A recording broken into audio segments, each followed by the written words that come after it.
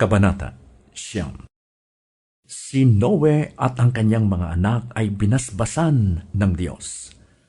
Magkaroon kayo ng maraming anak at punuin ninyo ng inyong supling ang buong daigdig. Matatakot sa inyo ang lahat ng hayop, pati mga ibon, ang lahat ng gumagapang sa lupa, at ang mga isda. Ang lahat ng ito ay inilalagay ko sa ilalim ng inyong kapangyarihan, gaya ng mga halamang luntian na inyong kinakain. Lahat ng mga ito'y maaari na ninyong kainin.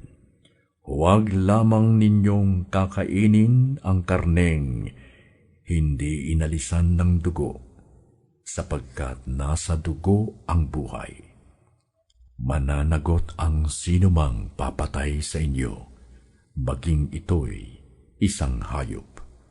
Pagbabayarin ko ang sinumang taong papatay ng kanyang kapwa. Sinumang pumatay ng kanyang kapwa, buhay ang kabayaran sa kanyang ginawa, sapagkat sa larawan ng Diyos ang tao'y nilikha. Magkaroon nga kayo ng maraming anak upang manirahan sila sa buong daigdig.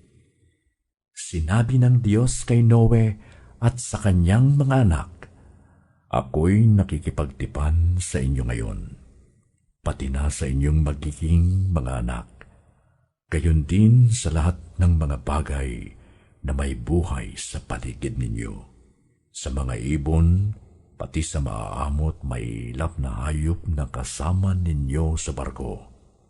Ito ang aking pakikipagtipan sa inyo. Kailanmay hindi ko nalilipulin sa pamamagitan ng baha ang lahat ng may buhay. Wala nang baha nagugunaw sa daigdig. Sinabi pa ng Diyos, ito ang magiging palatandaan ng walang hanggang tipan na ginagawa ko sa inyo at sa lahat ng hayop. Palilitawin ko sa mga ulap ang aking baghari, at iyan ang magiging tanda ng aking pakikipagtipan sa inyo.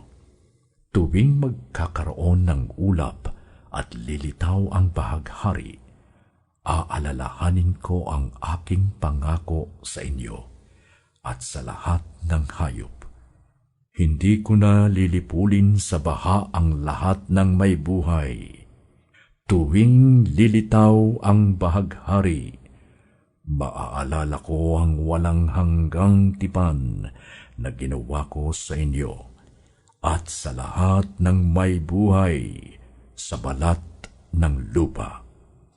At sinabi ng Diyos kay Noe, ito ang tanda ng aking pangako sa lahat ng nabubuhay sa lupa.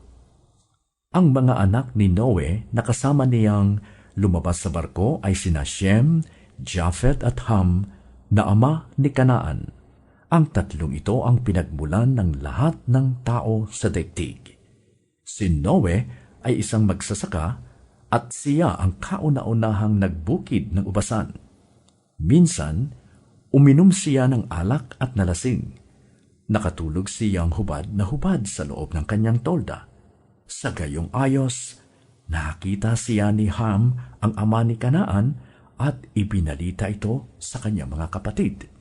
Kaya't kumuha sina Shem at Japhet ng balabal, iniladlad sa likuran nila at magkatuwang na lumakad ng patalikod patungo sa tolda. Tinakpan nila ang katawan ng kanilang ama. Ayaw nilang makita ang kahubaran ng kanilang ama. Nang mawala na ang kalasingan ni Noe at malaman ang ginawa ng bunsong anak, sinabi niya, O ikaw, Kanaan, ngayoy susumpain sa mga kapatid mo, ika'y paaalipin. Sinabi rin niya, purihin si Yahweh, ang Diyos ni Shem. Itong si Kana ay maglilingkod kay Shem. Palawakin nawa ng Diyos ang lupain ni Japhet Sa lahi ni Shem, sila'y mapipisan at paglilingkuran si Japhet nitong si Kanaan.